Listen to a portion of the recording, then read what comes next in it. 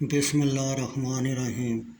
سید نصیر الدین نصیر گیلانی رحمۃ اللہ علیہ۔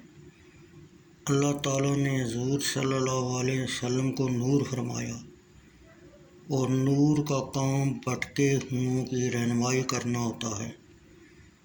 کوئی بھی موسم اچھا برا نہیں ہوتا، بس سارے موسموں کے ساتھ چلنا آنا چاہیے۔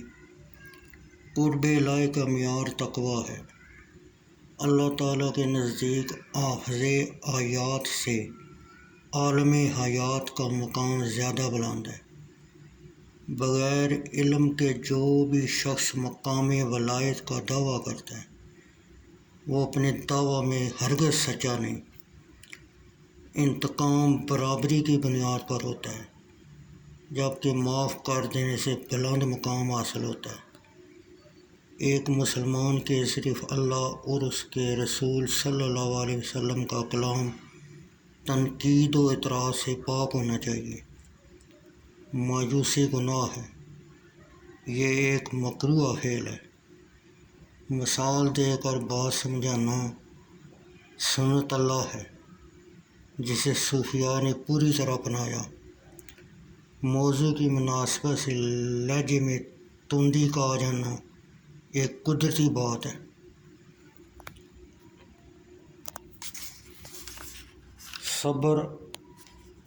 صبر ازما حالات سے متصادم اور دوچار ہوئے بغیر کھرا پن نہیں پیدا ہوتا۔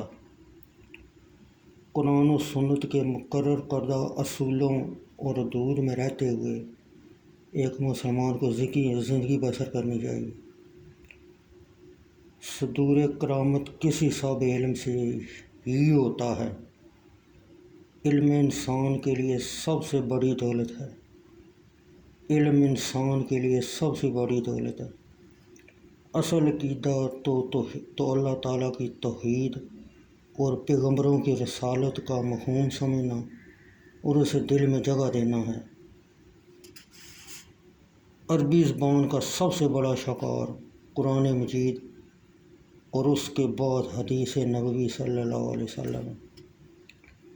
صبر اور نماز دونوں کے انتہا بارگاہ خداوندی میں ہوتی ہے۔ تسبیح پھیرنا، مصلے پر بیٹھنا اور گدڑی پہن لینا ہی صرف طریقت نہیں۔ اولیاء اللہ سے خواہ مخواہ کی ضد اور بغض و ناد کوئی مستحسن بات نہیں۔ روزہ خواہشات کی کمر توڑ کر رکھ دیتا ہے۔ کائنات کی ہر شے اللہ تعالیٰ کی کسی نہ کسی صفت کی مظہر ہے۔ علم ہی سے عمل کا شعور پیدا ہوتا ہے۔ ہمیشہ انسان ہی شیطان بنتا ہے، اور شیطان کبھی انسان نہیں بنتا۔ شرعی مسائل کے فیصلے صرف شریعت ہی کر سکتی ہے۔ کافر ہونے کے لیے ایک لمحہ شرک بھی کافی ہوتا ہے۔ ناکامی کامیابی کی سیڑھی ہے۔ مسکراہٹ تعارف کا پہلا زینہ ہے۔ زندگی انسان کو انسان بنا دیتی ہے۔